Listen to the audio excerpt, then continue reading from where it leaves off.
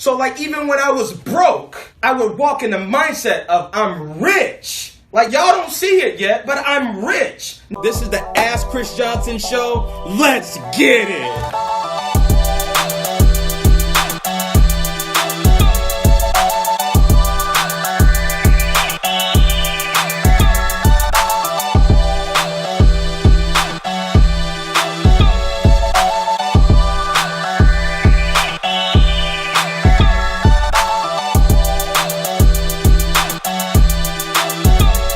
Hey, welcome to the Ask Chris Johnson Show. Today we have a special guest, David Wilson II. I love this guy's persistence. He wanted to get on the show. He's probably one of the most persistent that I've seen to get on the Chris Johnson Show. He sat front row at the Sac State speaking engagement and said, hey man, you said you weren't putting anybody on the show unless you have met them. I'm actually pretty excited because I'm like, well, you know, but now you know me, so you know. Hey, Chad, bring him on the show. Welcome to the show, man. You have no idea. I cannot even stop saying thank you. For me to be here, it's crazy because I told my girlfriend's stepdad months ago. I showed him the show. He had never heard of it, but I'm constantly talking about you and your videos and what it has done for me. Wow. As far as the fact that you can look up to celebs or athletes, but there's so much they're so out of reach. The fact that I have someone that I look up to, and they live in my city. Wow. I mean, and they're close by. It really made a difference. And I told him, I said, I'm gonna get on the show. And for me to be sitting here in front of you, I'm still in awe. I can't believe it. So I appreciate it. I do. I appreciate it. It sounds like you've been following the content. How has that impacted you? Well, for me, my first version of an entrepreneur was my pops. So he had a barbecue spot, restaurant on Stockton Boulevard. That was the first time I ever seen someone go so hard at a business. He would be there by himself, serving people throughout the day while I'm in school. That was the first time I ever seen it. So when I see your show, I can definitely relate. So I get inspired because my dad was an entrepreneur for a short time. And that's kind of what I've always thought of myself, even before, at a young age. I've always been like, man, I'm gonna make an impact, or man, I'm gonna be great at something. Yeah.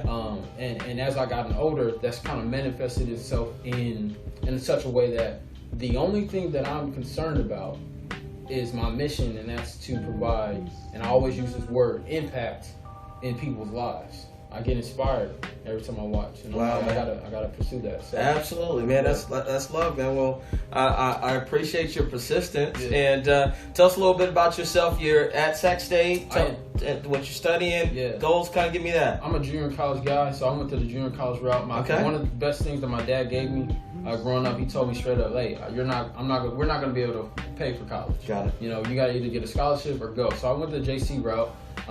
Stayed there for a while. Now I'm at Sac State. I worked for U.S. Bank as a banker for 3 years. The manager that left, that hired me, he has a nonprofit that caters to young men of color. He contacted me to work alongside him. It's called Improve Your Tomorrow. Okay. So we cater to young men of color. We try to get these guys to and through college, starting from 7th grade. And we push through all the way to and through college. Well, welcome to the show, man. Imagine you got some questions for me. I'd love to. Let's get into it. Yeah. So all of my categories focus around family, business, and then also lastly it would be faith. Okay. I studied your Jessup University keynote, the 4 levels of faith. Yeah. Can you talk to how and where you came up with that? First, how I came up with it. It's my personal development in my own faith. The trials and the situations and the turbulence on the road to success. And you continue to go through them. And there's 4 levels of faith. The first one is I think. And so that's where a lot of people start with their faith, right? I think I can be a film major. I think I can do photography, right? I think I can start this business. So I think is surface level. It's right here, okay? And the next level of faith is I believe. If I say, man, I believe that this is going to be the best year that we had as far as our business.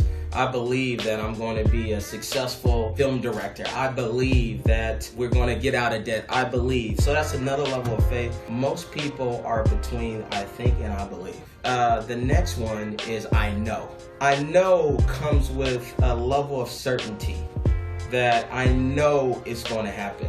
I know that I'm going to be the most successful entrepreneur in this area. I know that I'm going to be able to make an impact in many people's lives. I know. And so that faith is here. But there's another level of faith. And I use this example for my wife. If I were to say to her mother when I was asking her, I've been with my wife, what's up, baby? Shout out to my girl, Shauna Johnson. Show a picture of her right here, Joe. I love that girl. All right, so if I were to say to my wife, who was my girlfriend since I was 14 years old, if I would go to her mom and I want to propose to her and I want to get her blessing, and I were to go to her mom and say, you know what, I've been with Shauna for so long, and I just know that I'm in love with her. Her mindset, it tingles a bit of like, I know. And the reason I know is not the biggest level of faith is because there's some uncertainty in there. I'm trying to convince myself that I do. And so the highest level of faith is right here. And it's I am. I am in love with you. I am successful. I am blessed. I am rich. I am healthy. I am strong. And the reason why the I am is so strong is because God is the great I am. Right? It says like I already became. It was already set. It was already done for me. So like even when I was broke, I would walk in the mindset of I'm rich. Like y'all don't see it yet, but I'm rich. No one could convince me otherwise. I was like, I received it in my spirit before it came in the natural. It was like, I am achieving more than I ever have in my life. I am reaching my childhood dreams. I am. And so that is the level of faith that you want to build yourself to. Those are the 4 levels of faith. And so I walk in it. I am as I'm walking it. It's already done. God said that all those that have believed and they received it, ye shall have it. And so I am is walking in that it's already done. Y'all just haven't seen it yet. Right. It's done. And so, and so that's the 4 levels of faith. Yeah. For me, I can completely relate on that. I pursue things as if it's going to happen. I try to remove doubt of any kind from the things that I want by including him in those things. Absolutely. Right. And I'm going to tell you something, even in your verbiage of, and I want to give this to you because this is really huge, that takes it to the next level of gonna happen. There's a difference between gonna happen and it's done. Like it's done. I walk in that it's done. It's already done. When you're in that I am level of faith, wanting it is not required anymore. How can I want something and it's already done? What's amazing is like even how young you are, I could see like even how you carry yourself, that there's a level of faith and execution that you have, right? And so continuing to build that of like not that gonna happen. It's done. Done. Right? So, other questions you got? Yeah, so for me, I see myself doing videography, photography for nonprofits, right? Who should I target, right? In order to scale a business? Because we hear entrepreneurs talk about all the time, scale.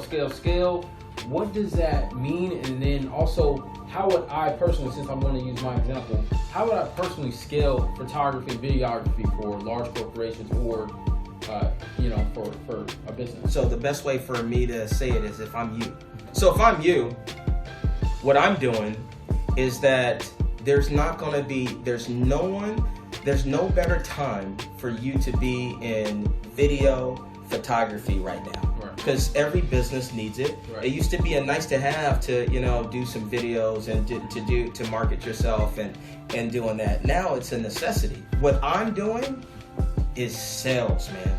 There's no one in the world that's going to be outworking me as far as getting business in film and photography. So what I'm doing is I'm contacting every single company. I had a family member that wanted to be a photographer. I gave this execution plan that I'm giving to you, and she didn't pursue it. She didn't pursue it, but it's exactly what I would do. What people like is certainty and service, right? And so let's say, when's the last time a family's taken a family portrait? What I would do is, it's only cost you, let's just say, forget the major amounts. I'm just using the number $200. You're getting your family, and you do with your service of like being able to shoot that within the hour. Okay, hey guys, go ahead and take off your jackets. Let's get a different shot. Boom. Okay, come walk in the grass. Boom. Right. So let's say this is one segment of your business is actual family photography, and you overwhelm them on how quick you turn around. You under promise and over deliver. Okay. The first question after they do that shoot, they already paid the $200. They ask, hey, how soon will I get the pictures? So what you're gonna do is say, hey, you know what? I'll probably have it to you by Friday. Okay. And you don't get it to them by Friday. You get it to them the next day. Oh, wait. Okay. And it costs them $200. They got beautiful freaking pictures. Matter of fact, you take it to a whole nother level. You go to Dollar Tree and you get 8x10 frames, 5 of them. You go get a nice gift bag in there, 5 frames, thumb drive in a little case, and you deliver it to them. And then you overwhelm them. You freaking overwhelm them. Are you kidding me? We just shot that for an hour, and the next day he brings me this freaking giant gift bag that has 5 8x10s in frames and the disc for when I want more. How much did you bless their brains out with that? And it costs you $200. You're making $200 an hour. So here's the scale. Linda, you did that for. Linda is just amazed. And you say, Linda, hey, I'm glad you love it. Can you do me a favor? What I would love you to do is send a text message out with your picture, and then have me on the text of saying, hey, David did these pictures. Oh my gosh, so awesome. It only cost me $200. And can you do that for like 20 people? And so here your text message is blowing up, and she's putting you on with the person that she's referring you to. And it costs $200. No shenanigans, flat $200. Now you got 20 additional leads. Now she's putting it all on Facebook and say, hey, can you post it on your Facebook page? And she does it. And then Mark's, now you're scheduled, now you're booked out. Let's just say in this business, you're making all this thing that's happened. It started with 1. They refer you to 20. You're getting yourself out there. Okay. And let's say you get up to where you're servicing 15 shots a month. 15 times 200 is $3,000 a month just in that business. And so times 12, just shooting photography, that's just one sector of my business. That's at $36,000 a year. And then I say, wow, you know what? Let me teach Frank how to do this. Frank, I'm gonna pay you $30 an hour. These are the shots. It should only take an hour. Boom. Frank's happy because he's your apprentice. He wants to learn photography. He's doing the whole thing. You're making sure he's tight. Now you could sell even more. Now you got Frank shooting photography, and now he's blowing that up. And now Frank is handling 20 customers a month, right? And your profitability is $170. Now you got Kara shooting for you because you're overloaded. Now you're building a business. Now you got 10 photographers. You're running a company, and now you're doing almost $1 million a year. That's how to scale that. And that's just one sector. We're not talking about weddings. We're not talking about video. That's just one. So you apply that type of logic, it's over.